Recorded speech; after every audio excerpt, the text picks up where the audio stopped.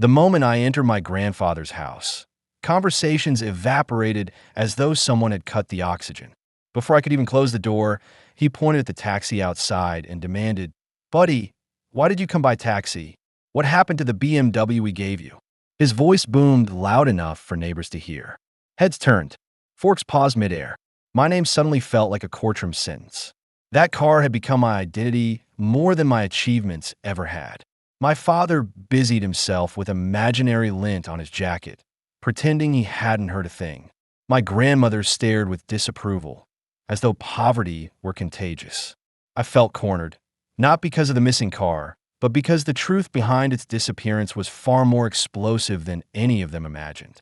When the BMW keys first landed in my palm, applause filled the living room like a standing ovation.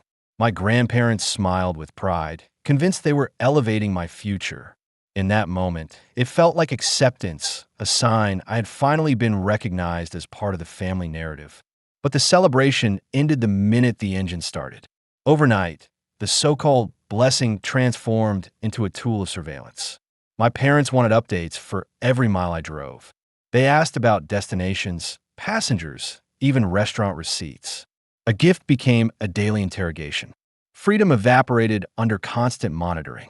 I stopped attending gatherings simply to avoid defending my own schedule. The car didn't add value to my life. It confiscated my privacy, wrapped in polished metal and family expectations. One quiet evening, I parked in front of my building, exhausted after a long day. As I stepped out of the BMW, a black SUV rolled beside me, stopping with unsettling precision.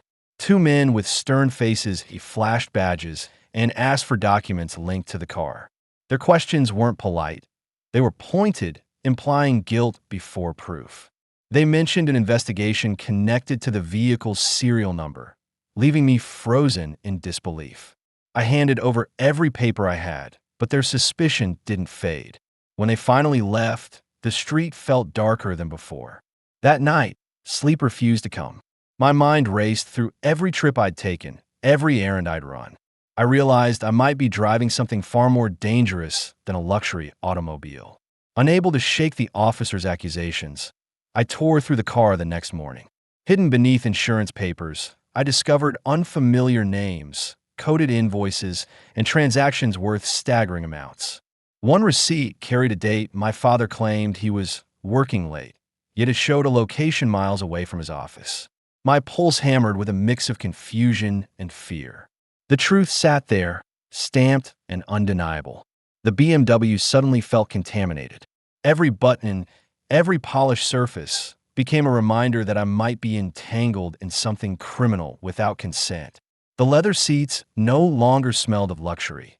They smelled of danger. I understood then that the car wasn't gifted for my convenience. It was a shield for secrets I was never meant to uncover. I confronted my father in the kitchen, documents spread across the table like evidence in a legal case.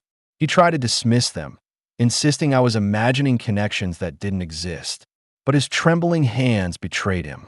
He refused to meet my eyes, choosing instead to polish a coffee cup that didn't need polishing. His silence spoke louder than denial. When he finally whispered, "Don't mention this to your grandfather," I understood everything. His warning wasn't about protecting me. It was about protecting himself. The BMW wasn't generosity. It was a smokescreen funded by questionable transactions. My father cared less about consequences and more about appearances. In that moment, the family hierarchy collapsed in my mind. Bloodlines felt weaker than truth. I reached a breaking point. Living with that secret felt like dragging chains.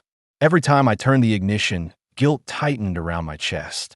I quietly sold the BMW and used the money to settle one of the debts listed in the hidden documents.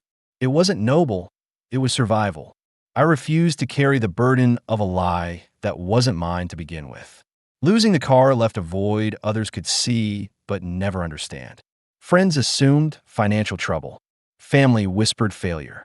Yet for the first time in months, I could breathe. Peace doesn't roar like an engine. It arrives silently. I chose dignity over leather seats and a clean conscience over horsepower. My decision cost status, but saved my sanity. Arriving in a taxi transformed me from relative to spectacle.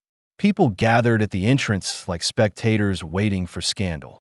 My cousins whispered theories as though losing a car erased intelligence.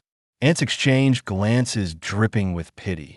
My arrival became entertainment, not a reunion. They measured worth by possessions, not by choices.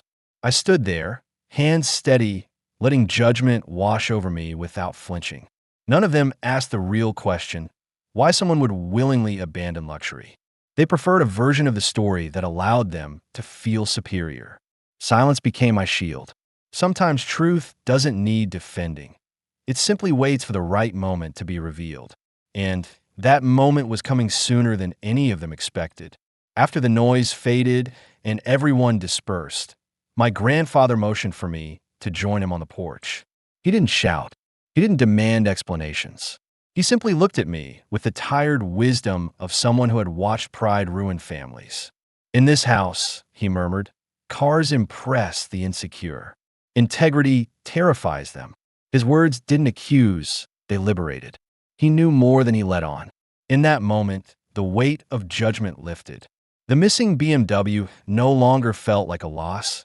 It felt like a doorway. I realized the people who respected me didn't care about vehicles or appearances. They valued principles. My grandfather didn't congratulate me for owning less. He honored me for becoming more.